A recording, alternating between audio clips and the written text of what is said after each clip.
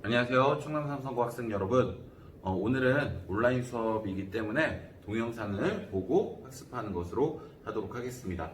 자, 오늘은 지난 시간에 우리가 이승만 정부가 생겨서 해야 될 두 가지 과제가 있었어요. 그 첫 번째는 친일파 청산, 그리고 두 번째는 농지개혁이라고 하는 두 가지 과제였죠. 그 과제를 해결해 나가는 과정을 배웠고, 이어서 6.25 전쟁의 배경, 그리고 전개 과정까지 이렇게 보게 되었습니다. 자, 오늘은 그럼 이승만 정부가 쭉 우리가 알고 있는 4.19 혁명이 일어나기 전까지 어떻게 독재를 유지하고 독재를 하기 위해서 법을 바꿔왔는지 그 부분에 대해서 배워보도록 하겠습니다. 오늘 배우는 가장 중요한 포인트는 대통령이 되기 위해서 법을 개헌하는 그런 내용들을 아는 것이 가장 중요한 포인트입니다. 자, 먼저 살펴보도록 하겠습니다. 자, 48년 우리는 50총선을 통해서 재헌국회를 구성했습니다. 그래서 이 재헌국회에서 결정한 헌법에 의하면 우리나라는 대통령제로 운영을 한다. 그리고 이 대통령은 국회의원에 의해서 간선제로 뽑힌다라는 것을 결정했습니다.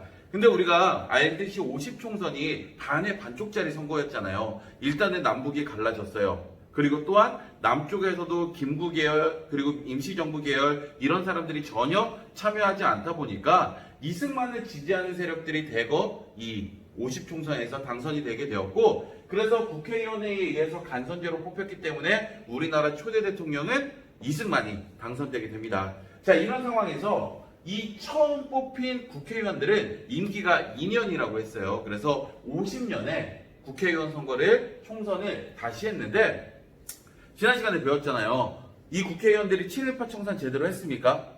안 됐죠. 농지개혁? 부족한 부분이 많았죠. 그러다 보니까 이승만을 지지하는 세력들의 그 지지도가 떨어지고, 그리고 이 다음 총선부터는 김구 계열 및 많은 민족의 지도자들이 참여를 하면서 이승만의 지지 세력이 국회의원에서 대거 탈락이 됩니다.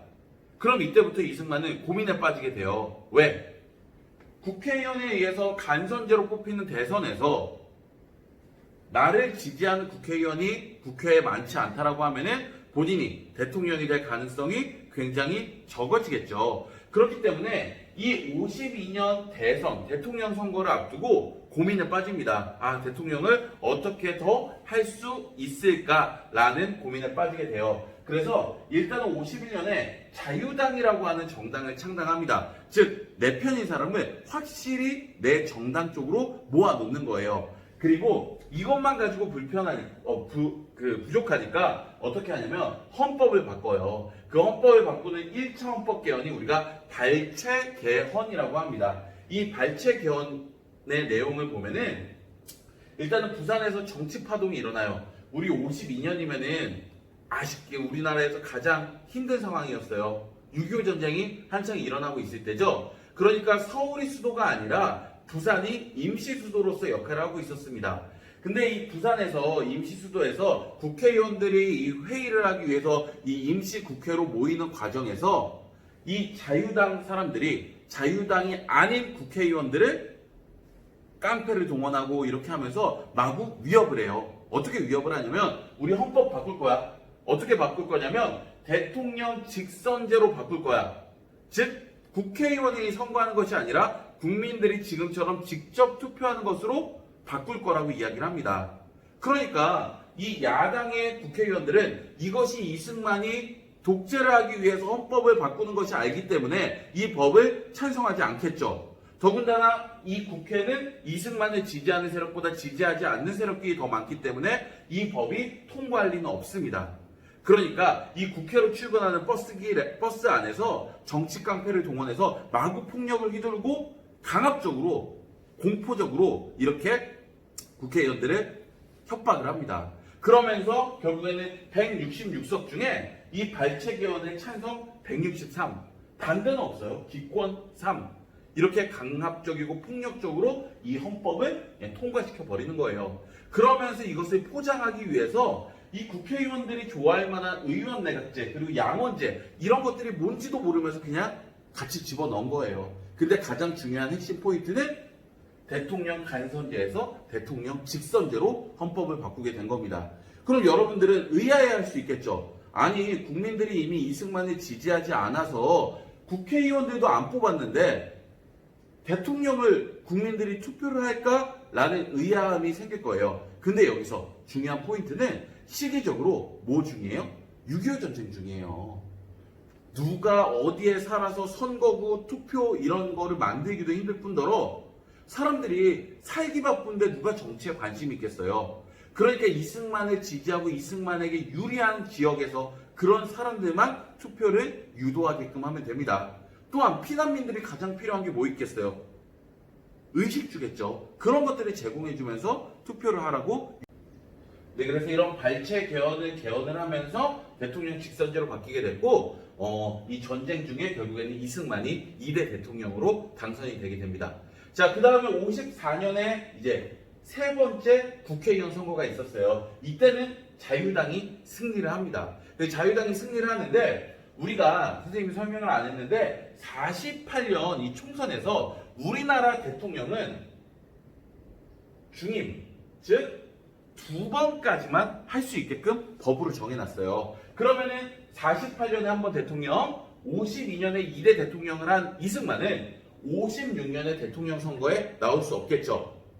그러니까 이 54년에 이승만은 본인이 대통령이 되기 위해서 또 뭘 하면 될까요? 그렇죠. 법을 바꾸면 됩니다. 그래서 그 법을 바꾸게 되는데 그 개헌이 4.4.5입 개헌이에요. 여러분 4.4.5입이란 단어 들어봤습니까? 그렇죠. 여러분들이 수학 시간에 흔히 배우는 반올림이라는 내용이에요. 이 반올림이라는 것은 5보다 크면 하나 올리고, 그렇죠?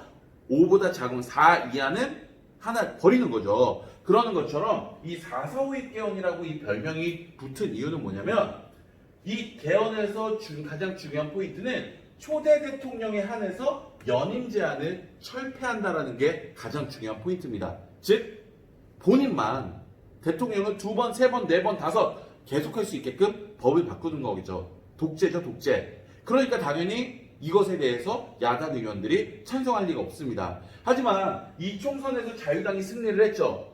근데 법이 통과하려면 여러분들 여러 법이 통과하려면 알다시피 국회에 3분의 2 이상이 찬성을 해야 돼요. 그래서 이 자유당이 과반수는 넘게 됐지만 3분의 2까지 확보하기에는 조금 부족했습니다. 그래서 그때 203석 국회의원 중에 3분의 2선은 135.333 잘 떨어지지 않아요.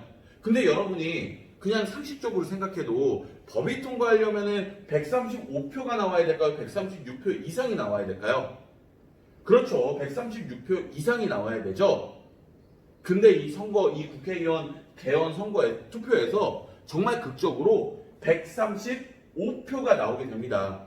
그러니까 이 헌법은 통과할 수 없었어요. 그래서 야당 의원들이 승리했다라고 만세를 부르는데 이날 밤 법이 바뀌게 됩니다.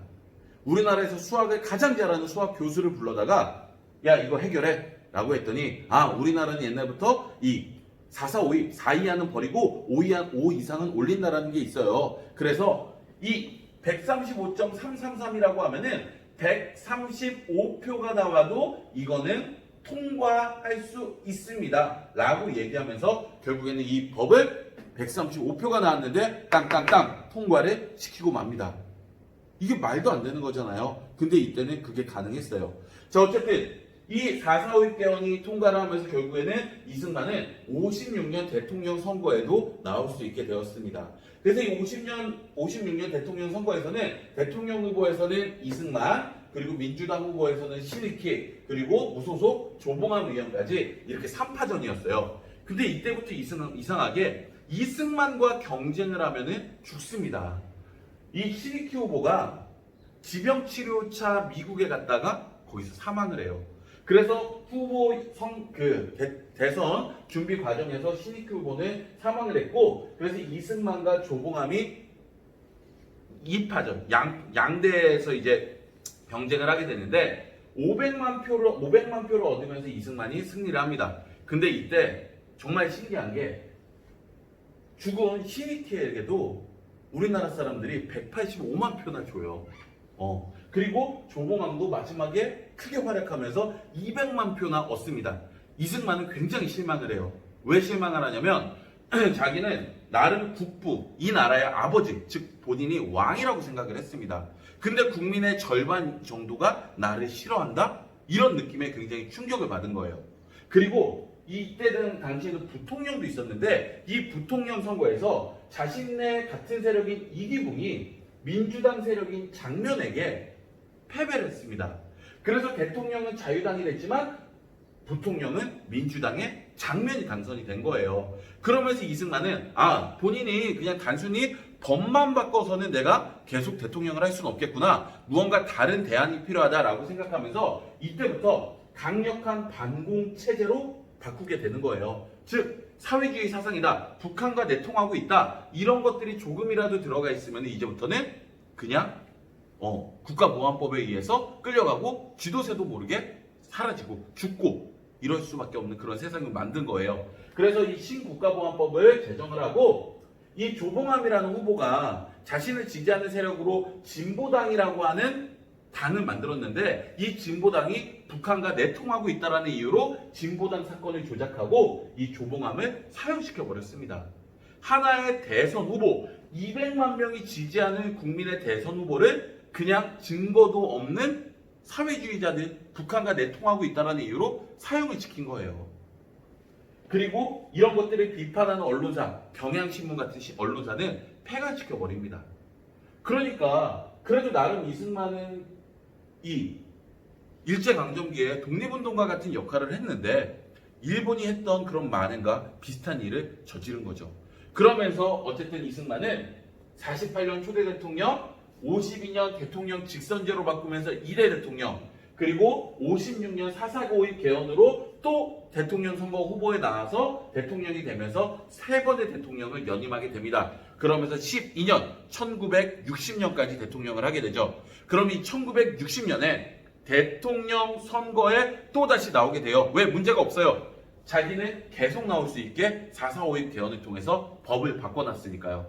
그러면은 그 60년 대통령 후보 선거 때는 어떤 일이 있었고 왜 우리가 4.19 혁명을 일으키게 됐는지 그 부분에 대해서는 다음 시간에 배워보도록 하겠습니다. 고생하셨습니다.